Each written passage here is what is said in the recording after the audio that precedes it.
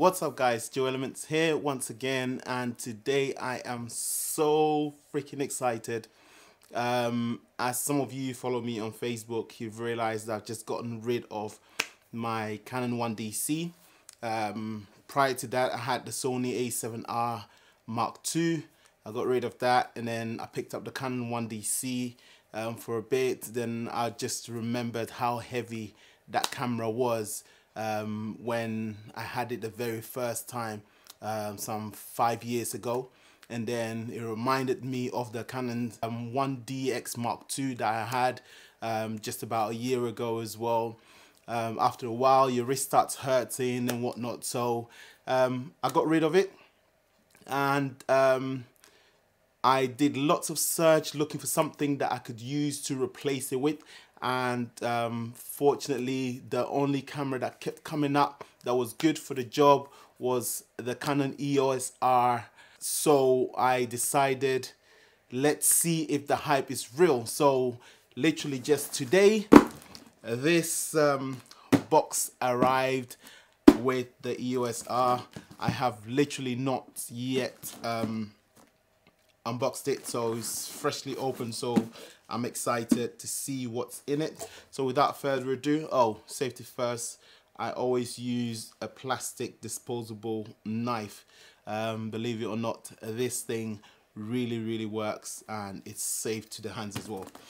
So that's it. Let's cut through it and see how it looks like, how it feels like. People are saying it's a beast. People are saying the specs is very low and a whole lot of things, misfeeling people have. Let's see what I personally think of it. So quickly go through the box. Obviously looks like it's been packaged. The seal didn't seal properly. Woo! Already off the bat, I love the box. The box is just so nice. It's nice and clean, simple. Or you see EOS R, Canon EOS R. On the side here, again Canon EOS R. Canon made in Japan. So for those who keep saying it's a grey market, are bad. A lot of these equipments are actually coming from Japan, if not China. So it's Wi-Fi activated, Bluetooth and HDMI. There's not a lot. Now this is nice. The box is literally so nice and simply made.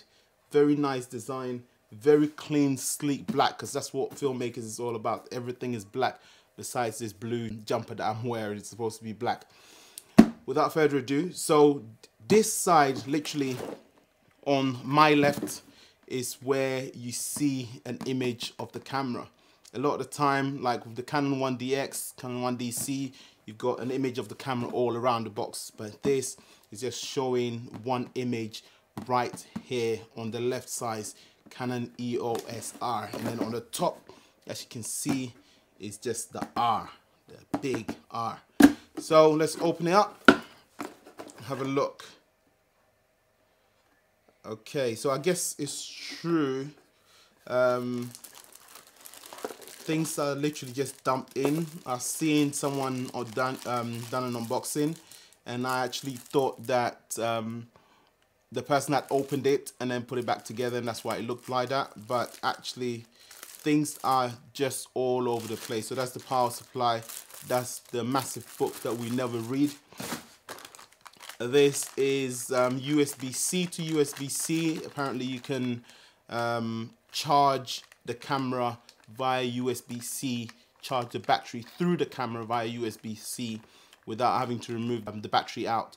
That was the first instant, but now you can actually charge it outside as well as charge it within the camera, because people kept saying that the issue is if you have only one battery, or if you have two batteries, sorry, and you need to charge one, then automatically that means you can only charge one at a time via the camera, because they weren't adding the charger.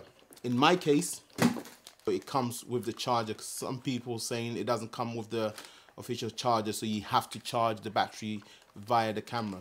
So I guess I'm lucky for that, because I was actually thinking I might have to use my third-party charger that I already have for the Canon battery. Putting that aside, here is the battery. It comes with one battery. We're going to use that in a moment. And supposedly this is LP6N battery. LPE6N battery. So that is the next model, or the next version of these NPA6 batteries. And the casing could have been a lot better. This is flimsy. The way the box looks so sleek, you don't want to throw it away. But when you see this is nothing. It's not even shaped to the camera. So this is just lying on top, or this way around, and all the rest of the bits and pieces just dumped in here. So let's push that aside. This is the main thing that we're looking for. Let's wait for that. Oh, and also my package came with the EF to EOS R adapter. So that's the full package there. There's the strap that I never used. I think I've got 6 of these still in packaging like this from other Canon cameras that I've bought. And this is the EOS adapter. Wow. Right off the bat, I really love this. This is a very nice back cover for a lens. I'm definitely gonna stick this on my Zeiss. This is very nice. It looks very premium. The adapter feels very premium. It doesn't feel plasticky. I assume it's not plastic. That's if I could put this together. Yeah, this is it really. There's nothing special to it, but it's very premium. It's very solid. It feels solid. It's worth the extra money that they're charging for, because I think at the moment it's about £89 on its own. But fortunate for me, it came with the camera. So I don't need to worry about getting one. This is an issue. Now, another thing as well, they do have two other different of these adapters. They've got one with the control dial at the back to turn that into aperture or other control for the camera, and then they have the one that takes the ND filters and polarizer filters. So all the same, I'm gonna use this with my Canons, because that's the only lenses I use. I use Canon lenses, EF mount lenses, should I say, not specifically Canon lenses. Yes, I've got Canon lenses, but I use Zeiss CP3 lenses as well, but they're all Canon mount. So definitely this is a way for me, and there's no way I'm gonna go and switch and buy £1,000 worth of EOS R or RF lens that I know I'm not going to be able to stick on my Red or on any other camera besides the RF, the EOS R or the next generation Canon cameras that will take RF. Until then, I'm just sticking to my CP3s and then my standard Canon EF lenses. So again, as you can see, there's nothing else in the box. This is all there is. Let's put that aside. We're going to use this. Let's see what this camera looks like. Oof. Feels nice. It feels cold. It feels cold and nice. The color is not actually black. The ones I see on YouTube reviews, I have not had a chance to actually go to the shop and see it personally. So it's all YouTube reviews and unboxing, and it looks black, but this is actually like smoke gray, smoke black, whichever you want to call it. I hope the camera, my phone, will be able to pick up the colors nicely. But yeah, it looks very nice. I really like this. And it's got grids. It feels rough. It's not smooth like the plastic Canon 5D Mark III and the standard DSLR cameras. This feels, you can hear it. It feels rough. It's got a rough touch, which is very, very nice. Let's see the screen. Whew. The screen, articulating screen. Finally, we got back to that thing again. Articulating screen. It saves me from having to stick up an external monitor that I might not need. So that's very nice. Now this is so smart of the Canon company. It's so smart. This is something that a lot of camera manufacturers should be implementing in their cameras. So I can literally leave this open, talk to it, do whatever I want to do without having dust or saliva, spit or moist going in, because it's got this beautiful shutter that just covers up the sensor once the camera is switched off. So if I switch it on, oh, I forgot. Let me put in the battery and then we'll switch it on. Before then, safety first. So let's cover this back up, stick in the battery, and let's see. The trick here is when you switch it on, the sensor exposes and ready to film. Let me move this out of the way. So currently it's on off mode. If I switch it on, whew, did you see that? Shut. There we go. This is beautiful. Open. The sensor is completely exposed, and then when I close it, it shuts down completely as well. This is very, very nice. Have a look. I'm really, really feeling this. So they claim that EFS lenses are really good and it works with the full frame sensor, the full entire sensor. So this is my Canon EFS 15 to 85. So that's extremely wide for a full frame sensor and is stabilized.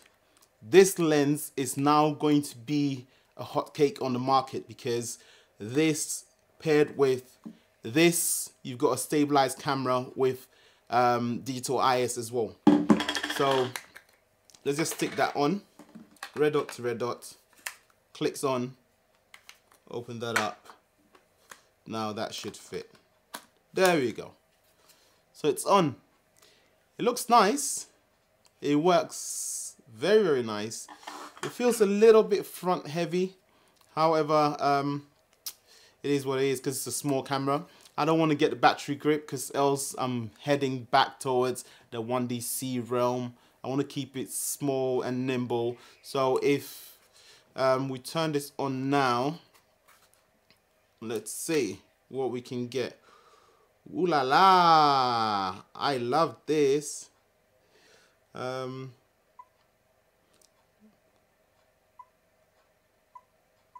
This is very nice. Listen.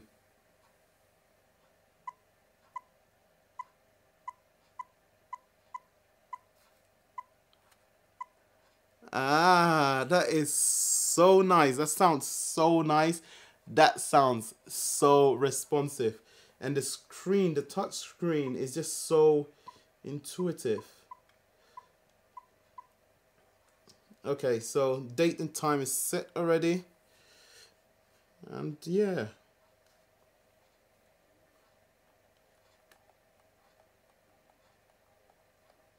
I love this camera. It feels very nice in the hand. I'm going to take it out for a spin and then get some test footage as I usually do. And I'll give you a lot more feedback on how this camera is. If it was worth the £1,200. So fingers crossed, stay tuned, and I'll catch you on the next one. Peace.